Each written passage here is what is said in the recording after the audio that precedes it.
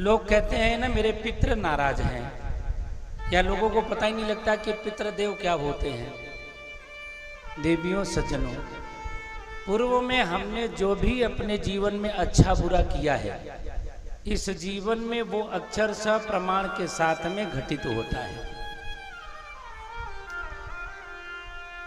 ज्योतिष शास्त्र में और पद्म पुराण में पितृदोष के बहुत सारे लक्षण बताए गए हैं।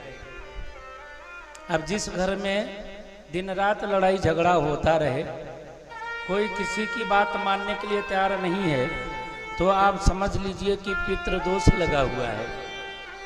पितृ रुष्ट है, नाराज है। वे पितृदोष किसने पैदा किया? हमने खुद ही पैदा किया होगा पितृदोष।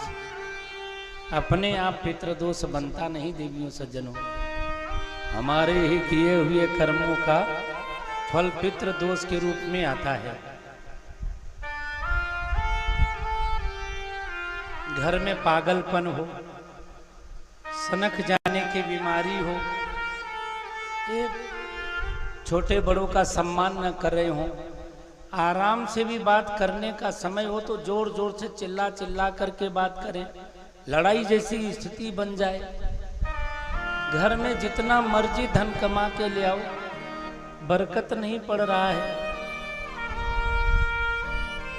अच्छा से अच्छा भोजन बनाओ, उसमें स्वाद नहीं आ रहा है। हम बढ़िया करने का प्रयास करते हैं, सबका भला करने का प्रयास करते हैं, फिर भी पीठ पीछे बुराई होती है, निंदा होती है। ये सब पितृदोष के लक्षण हैं। बीमारी घर नहीं छोड़ रही है, बीमारी घर नहीं छोड़ रही है। एक न एक कोई घर में बीमार बना रहता है, बीमार होता जा रहा है, समस्याएं आती जा रही हैं।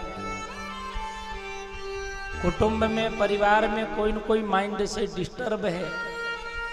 अब आप समझ लीजिए कि कुटुंब में, परिवार में कोई न कोई माइंड से डिस्टर्ब है, तो उसके घर में पितृदोष है। और ऐसा दोष है कि पूर्व जन्म में या उसके बाप दादा परदादा ने किसी मठ मंदिर को, किसी महात्मा को, किसी पीपल के वृक्ष को नुकसान पहुंचाया होगा।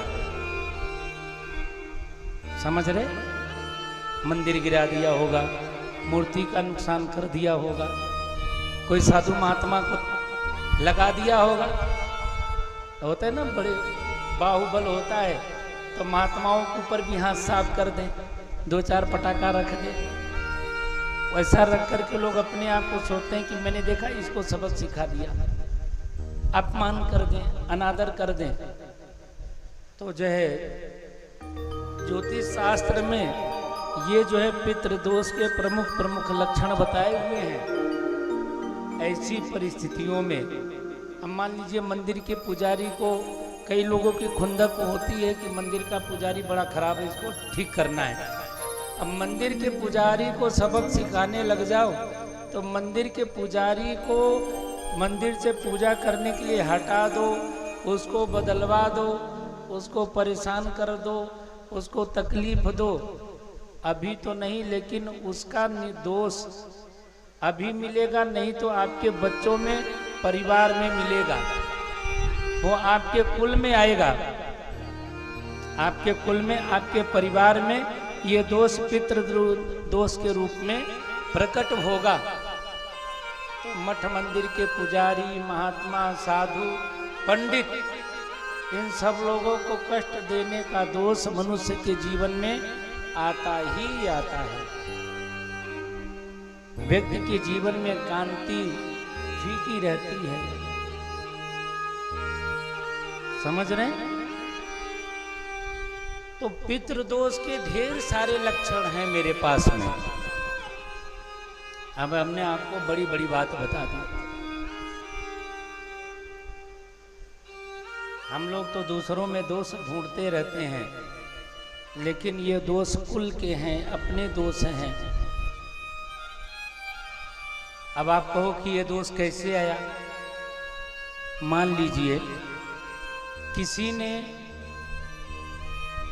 दूसरे का धन अधिग्रहण करके उसको अपने कब्जे में ले लिया, अच्छा मकान बनाया, अच्छा घर परिवार बना दिया और धन रख करके मर गया। अब धन रख करके वो व्यक्ति चला गया, ऊपर चला गया, मर गया। अब उसका दोष किसको लगेगा भाई? किसको लगेगा उसका दोष? जो रख के मर गया ना, उसको तो थोड़ा बहुत लगेगा, लेकिन जिसको वो धन प्राप्त हुआ, उस धन से बनी हुई संपत्ति जिसको प्राप्त हुई, वो धन जिसको प्राप्त हुआ, वो पितृ दोष के रूप में प्राप्त करने वाले को, प्राप्तकर्ता को दोष लगा। अब इसके बाद में जो धन हम यूज कर रहे हैं पैतृक, जो धन उसको प्राप्त, जिसको जिसको प्राप्त होगा, वो पैतृक दोष बनता आगे से आगे चला जाएगा। इसको कहते हैं पितृदोष। समझ रहे? इसको कहते हैं पितृदोष। उसका जो जो प्रयोग करेगा, उस दोष से वो सारे के सारे ग्रसित होते जाएंगे। और इसका निराकरण करने के लिए, इसका निवारण करने के लिए एक ही उपाय है, भगवान की शरणागति। भगवान की शरणागति। आप लोगों को एक सरल उपाय बताएं।